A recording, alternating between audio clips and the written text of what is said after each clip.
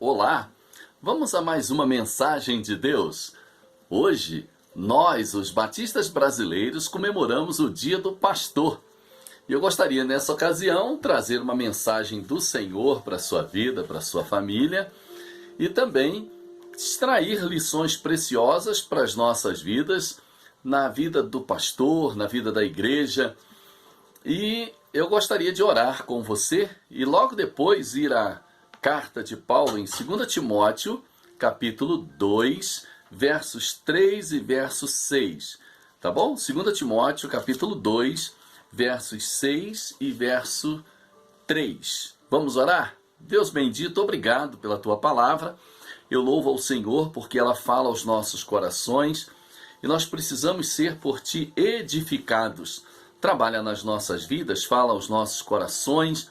É nosso pedido, é nossa oração em nome de Jesus. Amém. Meu irmão, minha irmã, em segunda carta de Paulo a Timóteo, no capítulo 2, nos versos 3 e verso 6, diz assim: Sofre, pois, comigo as aflições como bom soldado de Jesus Cristo. O lavrador que trabalha deve ser o primeiro a gozar dos frutos. O ministério pastoral é uma obra árdua. Paulo comparou a vida do pastor à de um soldado e a do lavrador. Ele encorajou o jovem Timóteo a participar dos sofrimentos do ministério. No cerne desta árdua obra está a santa tarefa da pregação. O Dr. Martin Lloyd-Jones afirmou que a mais urgente necessidade da igreja cristã é a verdadeira pregação. Seu sucessor, Campbell Morgan, também pastor, sustentava esse mesmo ponto de vista sobre a pregação quando a chamou de a suprema obra do ministério cristão. A introdução de sua clássica obra homilética, um tratado acerca da pregação, a entrega de sermões, John Broadus argumenta que a pregação é o grande meio designado para espalharmos as boas novas de salvação através de Jesus Cristo. Espera-se que um pastor seja muitas coisas, né? Ele coloca que ele precisa ser conselheiro daqueles que necessitam de orientação, encorajador para aqueles que estão em desânimo, confortador para os que estão em angústias, precisa ser administrador da vida e do ministério da sua igreja. Um líder que dirige a igreja nos caminhos adequados, porém, dentre todas essas e outras responsabilidades, o pastor é, antes de tudo, acima de todas as coisas, um pregador da palavra. Essa é a prioridade no desempenho do seu chamado. O pastor não apenas segue o padrão estabelecido pelos profetas do Antigo Testamento, mas também aquele dos apóstolos do Novo Testamento, mas principalmente o exemplo do pastor é Jesus Cristo. No início do seu ministério, o Senhor Jesus colocou de pé na sinagoga e ali, diante de todos, ele anuncia em Nazaré o seu propósito, utilizando as palavras do profeta Isaías: O Espírito do Senhor está sobre mim, pelo que me ungiu para evangelizar os pobres, para proclamar libertação aos cativos e a restauração de vistas aos cegos e a apregoar o ano aceitável do Senhor. Lucas capítulo 4, nos versos 18 e 19. Vida de pastor é o tema da nossa mensagem de hoje. Vida de pastor, em primeiro lugar, deve ser a pregação da palavra. Jesus, o nosso modelo, ele foi ungido para pregar. Estudando a vida de Cristo, os milagres se destacam à nossa mente, mas é preciso lembrar que Jesus fez milagres. Mas quando as multidões clamaram por mais milagres, ele chamou os seus discípulos e disse: Vamos a outros lugares, a povoações vizinhas, a fim de que eu possa pregar também ali, pois para isso é que eu vim. Marcos capítulo 1, verso 38. Jesus tinha consciência de que ele era um pregador da palavra do reino de seu Pai. Deus tem apenas um filho e fez dele um pregador da sua palavra. Em segundo lugar, A ordem deve ser essa para o homem de Deus. A vida do pastor deve ser uma vida de pregação da palavra. Jesus é o seu modelo. E ele então deve pregar a palavra. Foi a recomendação de Paulo ao jovem pastor Timóteo. Prega a palavra, insta a tempo, fora de tempo, quer seja oportuno, quer não, corrige, repreende, exorta com toda longanimidade e doutrina. 2 Timóteo capítulo 4, no versículo 2. Só isso nos basta para nos fazer pregadores, pastores que amam a Bíblia e que preguem a palavra com ênfase na pregação. Paulo continuou escrevendo para fortalecer esta admoestação com um argumento bastante perturbador. E o motivo pelo qual os pastores devem pregar a palavra é porque haverá tempo em que não suportarão a sã doutrina. Pelo contrário, cercar-se-ão de mestres segundo suas próprias cobiças, como que sentindo coceira nos ouvidos, se recusarão a ouvir a verdade, entregando-se às fábulas. Está em 2 Timóteo capítulo 4, versos 3 e 4. Paulo não estava se referindo às pessoas que se encontravam fora da igreja. Não, ele estava falando exatamente sobre aqueles que são membros das nossas igrejas, que ouvem o pastor e que não querem dar ouvidos à mensagem que ele traz. Razão pela qual Timóteo precisava pregar a palavra com toda a autoridade, porque isso era inadiável e ao mesmo tempo inaceitável. A tendência do ser humano de resistir à sã doutrina, à pregação ordenada de Deus, é para justamente combater no ser humano essa tendência. Hoje, muitos acham irrelevante a pregação. Alguns dizem que precisam inovar ou adequar o culto, adaptar a mensagem. Querem dramatizações, danças, louvorzão, todo esse tipo de coisa que tem, às vezes, até um momento ou outro, o seu lugar. Porém, o foco central do culto é a pregação da palavra. E muitos até acham que pregar a palavra está fora de moda, o que, na verdade, não é real. Para John Preston, não há sermão que, sendo ouvido, não nos ponha mais perto do céu ou mais perto do inferno.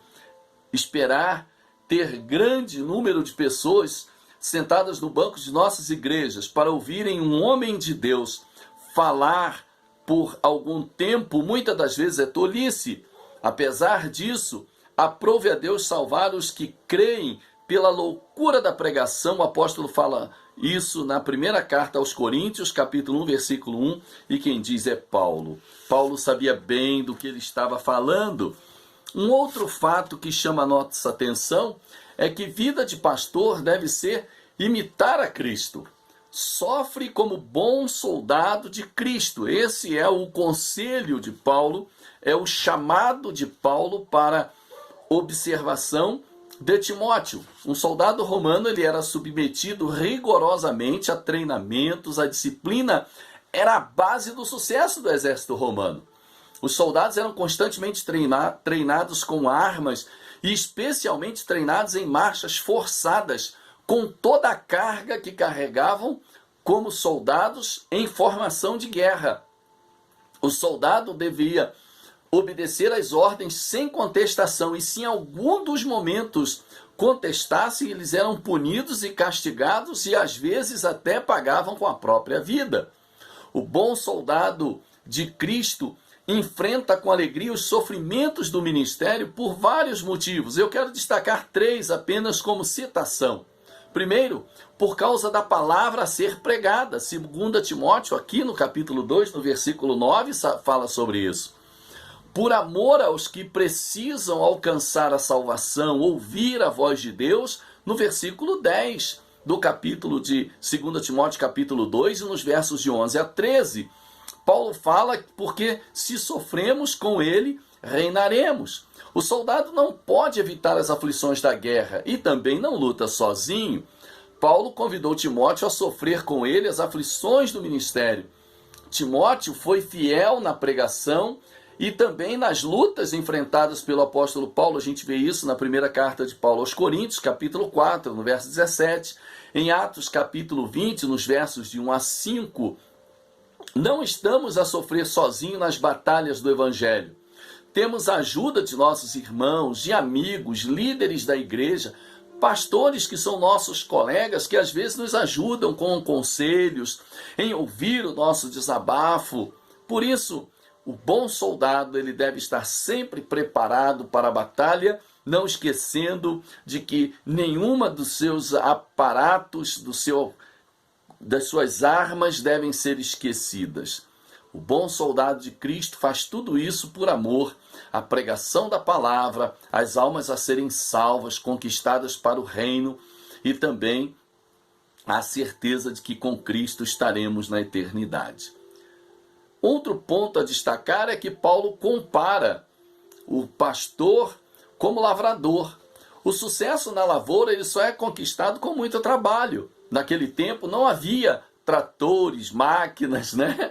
Ao contrário, tudo era feito à mão. As técnicas eram muito rudimentares. Em tais circunstâncias, o sucesso da exploração da agricultura dependeria tanto do suor como da habilidade do trabalhador. O pastor Müller escreve sobre a extenuante e prosaica labuta do agricultor naquele tempo.